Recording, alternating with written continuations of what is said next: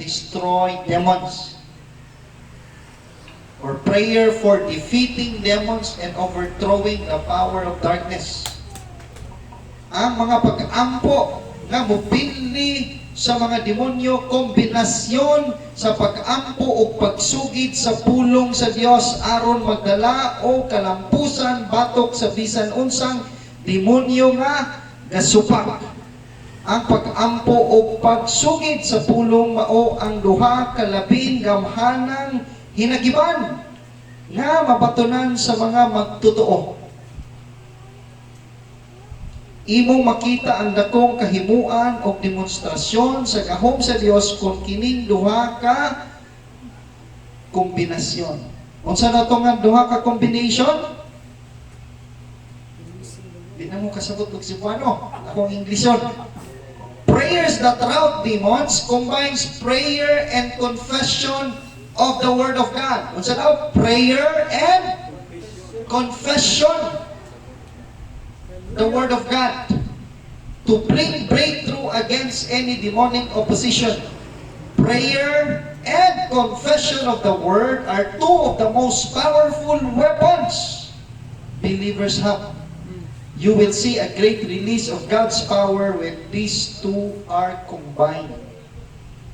O na inay katapat, pag-ampo o ang imong pag-ampo pinaagi sa mga pulong sa Ginoo. Amen. Mo nang duha ka klase nga combination nga dako kahimuan ug mo-release ka na og gahom batok sa kapilihan sa kaaway. Hallelujah. So the Holy Spirit illuminated many scriptures to me that needed to be released through prayer. I began to see clearly the plan of God for believers and how the enemy wanted to stop that plan. So the Lord taught me the importance of praying the Word to overcome spiritual resistance to the plan of God for my life. So ang pinaka-importante yun ayaw kalimot is praying the Word of God. You say, praying the Word of God. Praying the Word of God. Amen? Hallelujah. So ang pag-ampo nga mupili sa demonyo, combination or kombinasyon sa pag-ampo o pag-sugid sa pulong sa Diyos. Confession, the Word of God, or pagsugid. Hallelujah.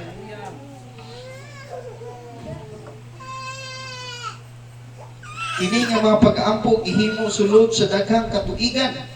Namugna ni gikan sa pagigubat, sa kaluwasan o sa kagawasan gikan sa kaaway.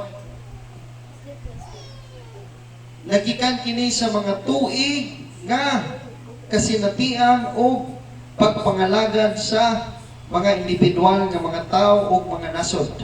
Ang balaang espiritu nitabang nako nga masabtan ang daghang kasulatan o unsaon paggamit niini sa pag-ampo, no?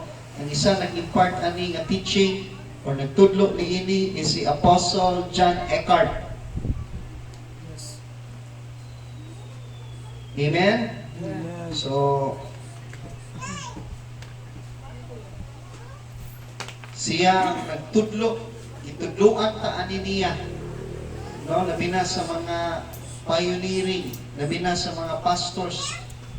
Pero matudloan ta leaders aron unsaon pag-ampo. Are you with me? Yes. Amen. So kadaghanan sa mga pag-ampo niini adunay mga pakisayran sa kasulatan, no, mga scriptural references, no. Sige lang, muhatag ko mga notes ninyo ani pastor, so makita ninyo nga naay mga scriptural references. Example, okay, pakita ninyo. Example, prayers releasing the fire of God. Sige, tanawan ko. Yapaliw ko basa, pastor.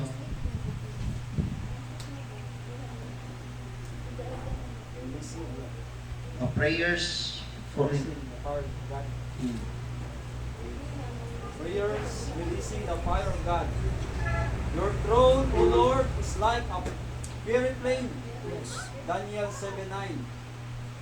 I beheld till the thrones were cast down, and the Ancient of Days did sit, whose garment was white as snow, and the hair of his head like a pure wool. His throne was like the fiery flame, and his wheels as burning fire. You are the God that answers by fire. 1 King 18 verse 24. And call ye on the name of your gods, and I will call on the name of the Lord, and the God that answereth by fire.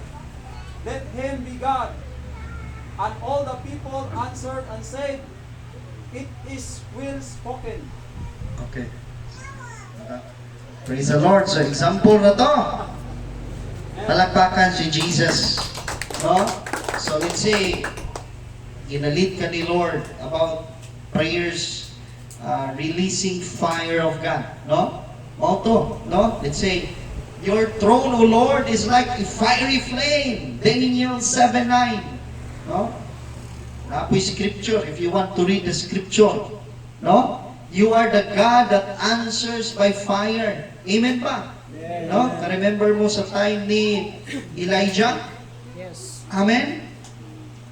Na kung kinsa daw itong mutubag, pinaagi sa kalayo, mao itong matuod na Diyos. So, mao na ang Diyos na mutubag ka na to. Diyos, nagamhanan Diyos, nga mo demonstrar sa iyahang balaang kalayo. Amen ba? Amen. So makita ni mo, nakita ni Pastor, nabasa man niya na yung mga scriptural references. Amen? So example na to. So we base our prayers on the Word of God. The Word of God will inspire you to pray. Amen. Muna nga, usahay, di ka na ganahan mubasa, o di ka na ganahan mag-ampo, pasaha ang pulong sa Ginoo. Kay maong mismo ang pulong sa Ginoo mo ay mudasig kanimo. Amen. Amen. So the way we pray, we base our prayers on the Word of God. Amen. The Word of God will inspire you to pray. The promises of God will motivate you to pray. Merong maganahan ka mag-ampo, pinaay gisaad ang Dios kanimo. Anaa siya i-promise kanimo, muna nga makamotivate kanimo, muna makapadasig kanimo.